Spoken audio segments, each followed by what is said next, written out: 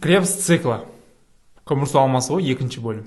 Достар, бүгін мен сіздерге күнде айтып жүрген энергия тақырыбын жақсылап түсінетін боласыздар, кәдімгідей фактически білетін боласыздар барлығын. Мына психологтардың әңгімесіне еріп кетпей.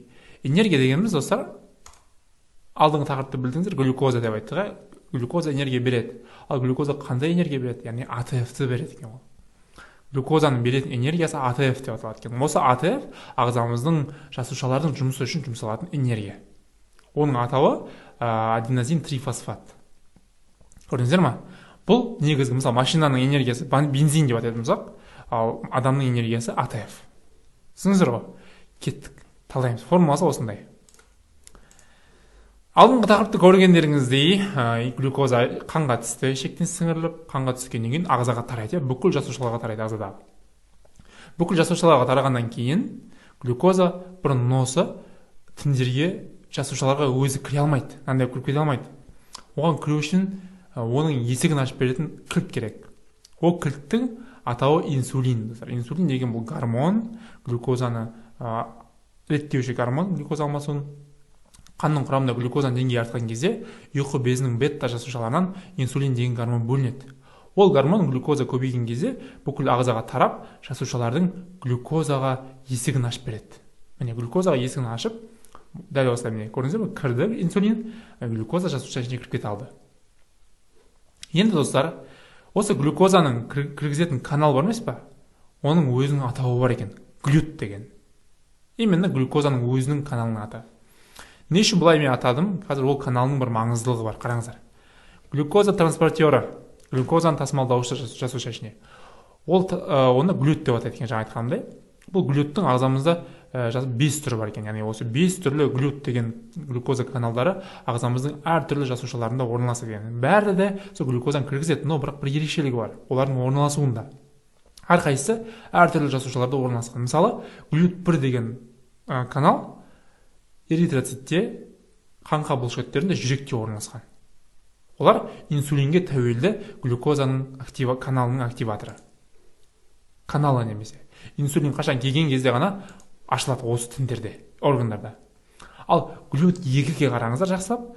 Глют 2 бауырда, ұйқы безінде, жуан ішекте орналасқан. Мынаны оқыңыздар. Инсулин независимый, яғни инсулинге тәуелді емес.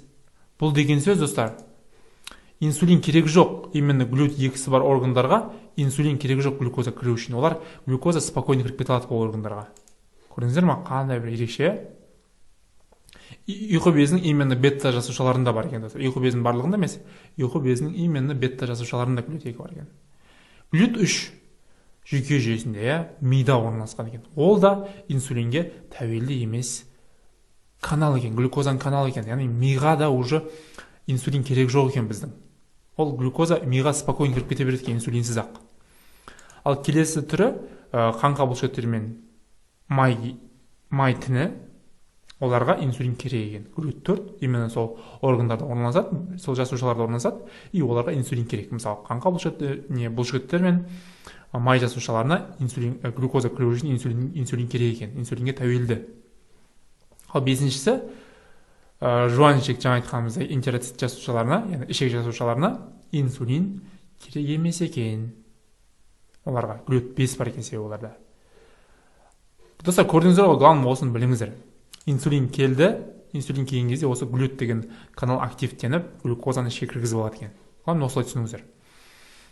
Енді аман-сау глюкозаны жасушаның ішіне кіргізіп алдық. Енді ары қарай не болады? Әлі бізде энергия түзілген жоқ, достар, ештеңе түзілген жоқ. Біз тек қана глюкозаның ішіне кіргізіп жатырмыз, жасушаның ішіне. Енді жасушаның ішіне глюкоза кіргеннен кейін ол білесіздер энергия жасалу керек.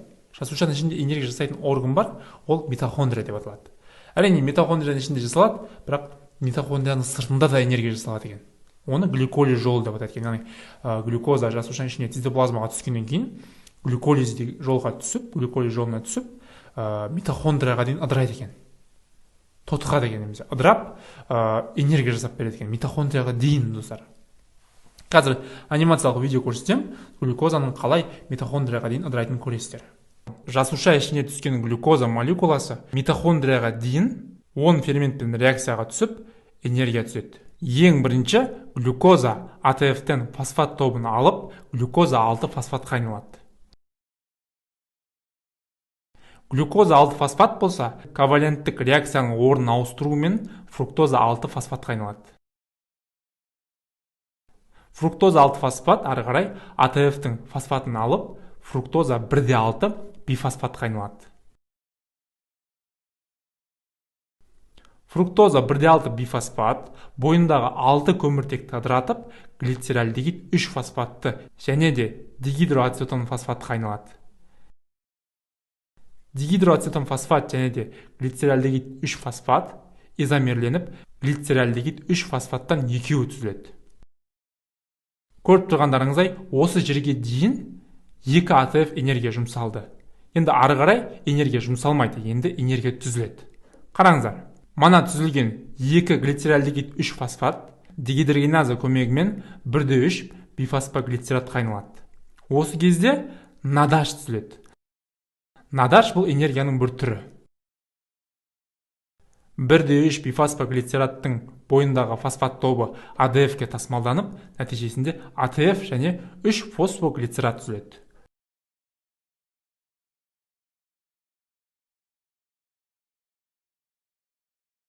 Үш фосфоглицерат мутазаның әсерінен изомерленіп, 2 фосфоглицератқа айналады. 2 фосфоглицерат бойындағы суды жойып, фосфоэнолпируватқа айналады. Ал фосфоэнолпируват болса, бойындағы фосфатты АДФ-ке беріп, АТФ және пируват түзіледі.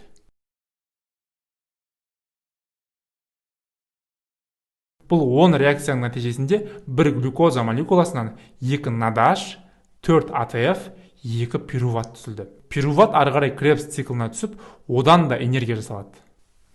Видеода көргендеріңіздей достар, глюкоза пируватқа дейін ыдырап, 2 надаш, 4 АТФ, 2 пируват берді. Яғни 2 надаш дегенге тоқталып қойайықшы. Надаш дегеніміз достар, бұл АТФ деген энергияның бір күрделі түрі. Яғни бір надаштың құрамында 3 АТФ бар екен достар. 2 надаш болса 6 АТФ бар деген сөз. Яғни осы глюколиз процесі барысында 6 АТФ энергия түсілді бізде. И сонымен қоса 4 АТФ энергия таза бөлінді. Енді пируват деген не? Пируват дегеніміз достар, глюкозаның дәл жартысы. Осы глюколиз жолы арқылы мана түскен глюкоза молекуласы пируватқа дейін ыдырауы глюкозаның дәл ортасынан бөлінуі. Яғни глюколиз процесі глюкозаның дәл ортасынан бөліп жүреді екен. Мысалы С6H12O6 болады. Мысалы глюкозаның формуласы глюколиз процесінде С3-ке айналады екен. С3 болса уже ол пируват. Яғни глюкоза дәл ортасынан бөлініп, 2 молекула пируватқа айналады. Нанды бір үлкен нанды ортасынан бөлді деген сөз. Көрдіңіздер ме глюколиз процесі? И сол бөлген кезінде глюкозадан энергия пайда болды. 2 надаш 4 АТФ, жалпы қосқанда 10 АТФ, 2 надашымыз бізде 6 АТФ құрайды. Енді достар, глюколиз процесінде көрген шығарсыздар, ең бастапқы реакцияларында АТФ жұмсалды, 2 АТФ жұмсалды. Сол 2 АТФ жұмсалу барысында бізде 10 АТФ еді, содан 2-ін алып тастаймыз. Сол кезде жалпы реакция барысында 8 АТФ түзілген екен. Түсініңіздер ғой? Кеттік. Бастаймыз. Енді достар, міне қараңыздар. Пируват мен біз мынау митохондрия жаңа энергия жасайтын ошақ. Жасушаның органы, органоиды. Глюкоза міне пируватқа ыдырады, энергия жасалды. Енді ол пируват митохондрияның ішіне кіру керек. Ары қарай пируваттан энергия жасаймыз енді біз. Қараңыздар. Бірақ пируват жасушаның митохондрияның ішіне кіру үшін де тағы бір жол бар екен. Ол жол пируват дегидрогеназалық комплекс деп атайды екен. Яғни митохондрияның ішіне ену үшін де пируват тағы бірдеңеге айналу керек екен. Одан сайын ыдырау керек екен немесе. Пируват дегидрогеназалық комплекс дегеніміз достар, пируватты ацетил қуаға дейін ыдырататын біз ферменттер тақырыбында айттық, мультиферменттік кешен екен. Яғни туннельдік ферменттер. Пируват деген компонентті ацетил қуаға дейін ыдыратады. Ал осы комплекс, яғни пируваттың митохондрияның ішіне жай ғана кіруінің өзінен де осы комплекс ферменттер пируваттың бойынан 2 надаш жасап алады екен. Яғни 2 надаш 6 АТФ түзіледі екен осы комплекстің өзінде. 6 АТФ. Бәрін естеп отырыңыз достар, қазір соңында есептейміз барлығын. Қанша АТФ түзілген. Пируват дегидрогеназалық комплекстің ішінде ферменттер бар өзінің, бұл ферменттер міне достар. ТДФ, тиамин, дифосфат. тиамин дифосфат, міне ТДФ деген фермент керек ферментті гидроксиэтилге ауыстыру үшін. ТДФ, амид липоевой кислоты, CoH, витамин 2, нат, фат. Достар, біз витамин тақырыбында айттық. P1, P3, PP, мысалы PP деген витаминді айттық, никотин қышқылын. V2 деген витаминдер энергия жасалу үшін қажет деді, міне, көрдіңіздер ғой, витаминдердің осы жерде коферменттік рөл атқарып тұр. Кофермент дегеніміз ферменттің бір түрі. Өттік қой бізде, естеңіздер ғой. B1 міне тиамин, B3, фат, нат, оның барлығы витаминдер жасар. Көрдіңіздер ғой, витаминді біз не үшін жеуіміз керек? Егер осы витаминді жеткіліксіз болатын болса, міне, энергия үзілмейді достар бізде, дұрыс. Көрдіңіздер ғой? Қазір не үшін ол айтқанын білесіздер, себебі мына митохондрияға дейінгі түзілген энергия біздің ағзамызға жетпейді. Негізгі энергия митохондрияның ішінде жасалады. Көргендеріңізде осындай ферменттердің әсерінен пируат дегидрогеназал комплекс арқылы пируат ацетил-коаға айналып митохондрияның ішіне кірді. Міне ацетил-коа. Пируат еді, ацетил-коаға айналып митохондрияның ішіне кіріп алды. Ацетил-коа митохондрияның ішіне кіргеннен кейін Кребс цикл деген үлкен бір циклға түседі. Яғни цикл достар мынау. Домалақ циклы, айналып тұратын зат цикл деп аталады. Ацетил-коа Кребс циклына түседі. Кребс циклын достар былай бір қалып деп алыңдаршы, кірпішті құятын қалып болады да, достар, қалып.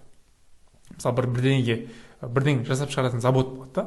Ацетил-коа ол өнім, шикізат Кребс циклына түсіп бір өнімге айналады. Ол өнім бізде энергия, АТФ. Кребс циклын сондай бір завод ретінде қараңыздар. Өңделетін бір ацетил-коаны өңдейтін завод ретінде қараңыздар. Ацетил-коа Кребс циклына түседі. Кребс цикл дегеніміз достар осындай үлкен бір ферменттік кешендерден тұратын, мультиферменттік, туннельдік ферменттерден тұратын бір кешен екен. Ацетил-коа осы ферменттердің әсерінен ұшырап энергия жасайды екен. Қараңыздар. Мысалы, енді мына фото сәл бұлыңғырлау көрінуі мүмкін. Енді сіздерге жеке фотосын жіберетін боламын, содан бір қарап аласыздар. Қараңыздар. Енді ең бірінші ацетил-коа цитросинтаза ферменттің әсерінен цитратқа айналады екен. Цитраттан аноцитаза фермент арқылы изоцитратқа айналады. Одан кейін тағы бір фермент арқылы альфа-кетоглутаратқа айналады. Одан кейін суксинил-коа, суксинат, фумарат, малат, оксалоацетат сияқты өнімдерге айналады екен. Көрдіңіз, бір ацетил-коа осы кешендік ферменттердің әсерінен Кребс циклындағы осындай өнімдерге ауысып жүреді екен. Осы цикл айналып тұра береді достар. Енді қараңыздар. Осы цикл жүру барысында бізде энергия жасалып жатыр достар. Қараңыздар, міне. Изоцитраттың альфа-кетоглутаратқа айналатын кезінде надаш түзілді, міне, бір надаш түзілді, и көмірқышқыл газы шықты. Екіншісі, альфа-кетоглутараттың суксинил-коаға айналу барысында тағы бір надаш түзілді, еще тағы бір көмірқышқыл газы шықты. Суксинил-коа ары қарай суксинатқа айналу барысында ГДФ-тен ГТФ түзілді, достар. Бұл да АТФ-тің бір түрі. Тағы бір энергия түзілді. Ал суксинат фумаратқа айналу барысында тағы бір фадаш түзілді. Фадаш та надаш сияқты, бірақ ондай қатты күшті емес, қазір айтып беремін екен. Ол да энергия. Көрдіңіздер ма? Одан кейін міне малаттан оксалоацетат айналу барысында малат дегидрогеназа ферментінің әсерінен наттан надаш түзілді. Тағы бір энергия түзілді. Көрдіңіздер ма? Осы цикл барысында қанша надаш түзілді? Міне 4 надаш, 1 фадаш, 1 ГТФ түзілді. Көрдіңіздер ма? Бұның барлығы энергия достар. Ацетил-коадан осында энергия жасалды. Бізге осы ацетил-коаның құрамында энергия керек достар. Енді достар, сіздер мынаны біліңіздер. Бұл ацетил-коа пируаттан шықты, я? Пируаттан шықты. Бізде мана не болды? Глюколиз процесінде неше пируат шықты? 2 пируат шықты. Бұл тек қана 1 пируатты ғана айттық бізде. 1 пируат ацетил-коаға айналып Кребс циклына түскен кезде осында энергия шықты. Ал бір глюкозада 2 пируат шықты ғой. Бұл жерге екінші пируатта циклға түседі, тағы осындай энергия жасайды. Сол кезде бұл энергия 2 есе болады. Бір глюкозаның құрамында сонда 8 надаш, 2 фадаш, 2 ГТФ түзіледі екен. Көрдіңіздер ма? И көмірқышқыл газы түседі. 4 молекула көмірқышқыл газы түзілді. Енді достар, біздің енді темамыздың барлығы осының айналасында болады. Енді бұлардан қалай энергия жасайды деген бір сұрақ туындайды. Қазір соны түсінесіздер. Міне достар, біздің глюкозамыз ацетил коаға айналды. Ацетил коадан осындай энергия түзілді. Енді ол энергияның құрамында, достар, именно қай элементтің құрамында энергия бар десеңіздер, бұның барлығы, достар, мысалы, надаш деген болса, надаш, фадаш болса, H бұл сутек. Ал сутек бізде энергия. Именно глюкозаның құрамындағы сутектің ішінен энергия алынады екен, достар. Сутектен алынады энергия. Глюкоза емес, ацетил коа емес, ацетил коадан надаш түзілді, надаштан сутек қалды. Именно энергия осы сутектің ішінде. Көрдіңіздер ма? Сутектің ішінде. Мына глюкозамыз уже ыдырап кетті. Татауандай тереңдетіліп ыдырап кетті. Молекулаға дейін ыдырап кетті, да? Енді осы сутектеріміз, надаштың құрамындағы сутектеріміз ары қарай олардың құрамындағы энергия алынады. Қараңыздар, қалай энергия алынады. Яғни сутектің құрамында энергия бар дедік қой. Ол энергияны қалай алатынын көрсетемін сіздерге. Мембрананың ішкі митохондрия мембранасы бар ғой, манағы. Міне. Митохондрияның ішкі мембранасы, сыртқы мембрана, ішкі мембрана, мембрана аралық кеңістік деп бөлінеді, достар, мембрананың іші. Ішкі мембранасының қабырғасында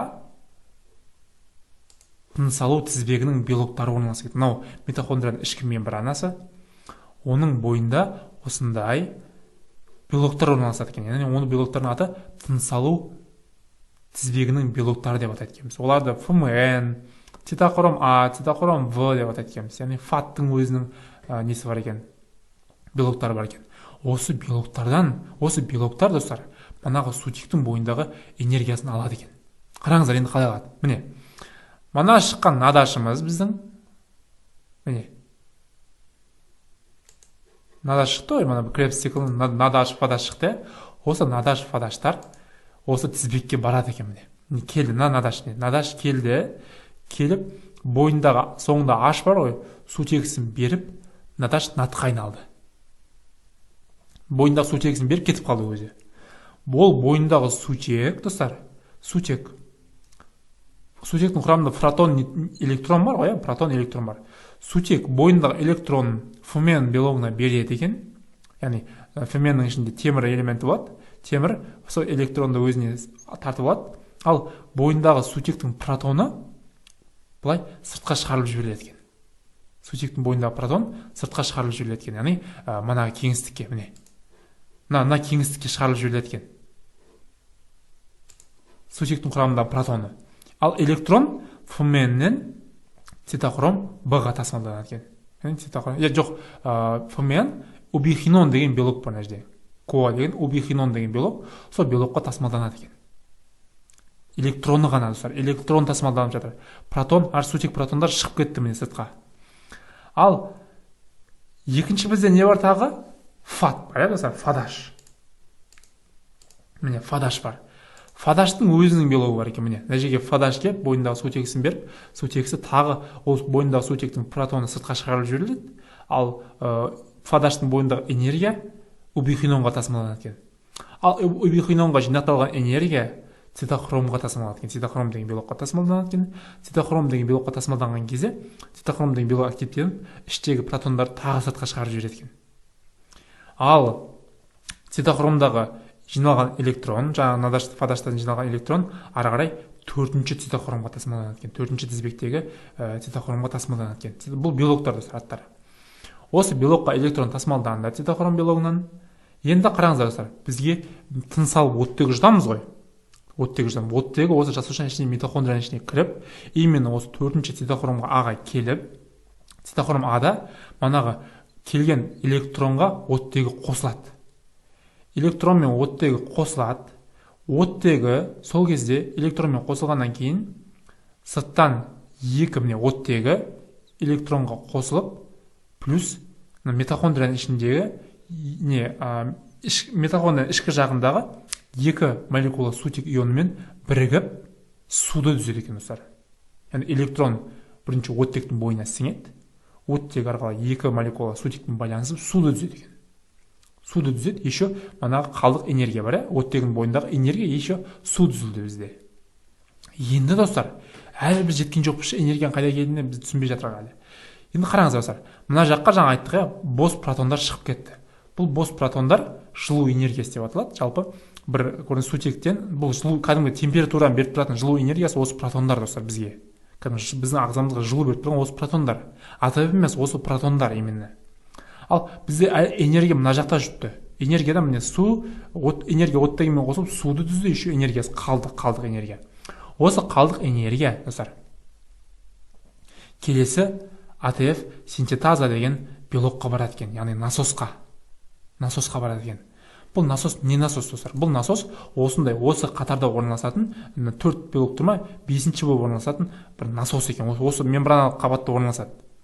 Ол насостың қызметі қандай? Ол насостың қызметі, мына айттық қой сіздерге, іштегі жаңа сутектің бойында протондар сыртқа шығарылып жіберді дедік, сутек протондары сыртқа шығарылды. Сутек протондары сыртқа шығарылғаннан кейін, мына мембрана аралық кеңістіктерде сутек протоны жиналып көбейіп кетті, концентрациясы артып кетті кәдімгідей. Артып кеткеннен кейін ол жерде үлкен қысым пайда болады. Ол қысым пайда болғаннан кейін, енді ол мембрана бір жерге шыққысы, ол жиналған протондар бір жерге шыққысы келеді ғой. Олардың шығатын бірақ жолы бар, ол осы АТФ синтетаза деген канал арқылы екен. Осы канал арқылы ғана ол протондар ішке шыға алады екен. Ал ол канал арқылы шығу үшін ол АТФ синтетаза деген каналымыз активтену керек екен. Ол канал активтену үшін бізге энергия керек екен. Ал ол энергияны қайдан аламыз біздер? Міне. Мана бізде сумен бірге, оттекпен қосылған кезде сумен бірге энергия түзілді. Осы энергия АТФ синтетаза деген каналды активтеп, жаңағы мембрананың сыртындағы протондардың ішке кіруіне әсер еткен. Осы протондар мембрана ішіне АТФ синтетаза каналы арқылы кірген кезде АТФ синтетазаның бойында орналасқан АДФ және де фосфор бірігіп АТФ-ті құрайды екен. Яғни АТФ міне түзілді. АТФ түзілу үшін АТФ синтетаза деген каналдан бос протондар кіру керек екен. Осы бос протондар кірген кезде ғана АТФ фосформен қосылып АДФ-ті түсінеді екен. ютубтағы видеода көрген шығарсыздар. Аденозин дифосфат деген ол толық энергия емес. Ол қашан бір фосфат тобын қосқан кезде ғана барып аденозин трифосфатқа айналады. Яғни аденозин ди дегеніміз 2 фосфат, оған бір фосфат қосылған кезде аденозин трифосфат болады. Аденозин трифосфат нағыз біздің ағзамызға қажетті энергия. Аденозин дифосфаттан энергия жасалмайды, энергия жұмсалмайды ол. Энергия болуға жетпейді ол. Энергия болу үшін яғни аденозин трифосфат болу керек екен. Ал ол трифосфат болу үшін көрдіңіздер сіздер, міне АТФ синтезаза активтеніп, протон кіргеннен кейін барып тұрып, АДФ бір фосфат тобымен қосылып АТФ-ті түзді. АТФ түзілгеннен кейін бізде АТФ плюс су пайда болды. Бұл суды эндогенді су деп атайды екен, достар. Эндогенді су, жасушашылық су деп атайды. Ал достар, осы жалпы реакциялар барысында енді қанша надаштан қанша АТФ шыққанын есептейік. Есеп керек қой, достар, бұл химиялық реакция. Мен сіздерге жалпы отчет жасап қойдым, енді сіздер қараңыздар. Так, ең бірінші бізде не басталды? Глюколиз басталды. Глюколиз барысында бізде 2 надаш, 4 АТФ түзілген екен. Бұл нәтижесі, өнім. Енді бізге қараңыздар. Глюколиз барысында анимациялық видеода көрдіңіздер, бастапқы глюкозаны ыдырау барысында 2 АТФ энергия жұмсалды. Сол үшін біз жасалған АТФ-тен 2 АТФ энергияны алып тастаймыз болды. Ол себебі кетті жаққа. Сонымен бізде қанша АТФ глюколиз процесінде 8 АТФ түзілді. Себебі не үшін қараңыздар. 2 надаш, 4 АТФ. 4 АТФ-тің 2-ін алып тастаймыз, өзі 2 АТФ қалды. Бізде 1 надаш, достар, 3 АТФ-ті құрайды. Ал бізде глюколизде 2 надаш шықты, сонда 6 АТФ. 6 АТФ-ке 2-ні қосамыз қалдық. Сонымен глюколизде 8 АТФ шыққан екен. 8 АТФ, достар. Одан кейін бізде не бар? Одан кейін бізде пируват дегидрогеназалық комплекс бар. Ол пируваттың ацетил-коаға айналу барысында митохондрияға кіру кезінде түзілетін энергия. Ол энергия түзілу барысында бізде 2 надаш пайда болады екен. 2 надаш 6 АТФ-ті түзеді. АТФ-ке шаққан кезде 2 надаш 6 АТФ-ті құрайды. Міне, 6 АТФ. 8-6 қанша? 14. Енді Кребс циклына барайық, кезектегі энергия жасау жолы. Кребс циклында бізде 4 надаш түзілді. 4 надашты біз не істейміз? АТФ-ке шаққан кезде 12 АТФ болады, 4 надашың. Ал бізде Кребс циклы, тек бұл 4 надаш бір ацетил-коаның ыдырауында ғой, бірақ бізде 2 ацетил-коа бар, себебі 2 пируват бөлінді мана глюкозадан. Осы 2 пируват глюкозаға 2 рет түскеннен кейін бізде 4 надашымыз 8 надаш болады. Яғни 2 пируваттан шыққан энергия. 8 надашты АТФ-ке шығарып жіберген кезде 24 АТФ болады екен. Енді қосайық барлығын. 24 атф общий Кребс циклынан. Ана период деген 6, 24-ке 6-ны қоссақ неше? 30. 30-ға гликолизден шыққан 30 атф қосамыз, 38 атф. Көріп тұрғандарыңыздай, жалпы аэробты гликолиз, осының барлығы аэробты деп аталады. Яғни оттегіні қосып оттегімен энергия жасалу жолында 38 атф энергия түзіледі екен, достар. Маған сіздерге тапсырма, осының барлығын есептеп, міндетті түрде конспект жазып жібересіздер. Міндетті түрде. Мен сіздерге логикалық сұрақтар қоямын. Еще сол қазір видео астында болады. Маған конспект міндетті түрде жіберіп, түсінгендеріңізді айтыңыздар. Түсінбеген жерлеріңізді менен сұрасаңыздар болады. Назарларыңыз үшін рахмет.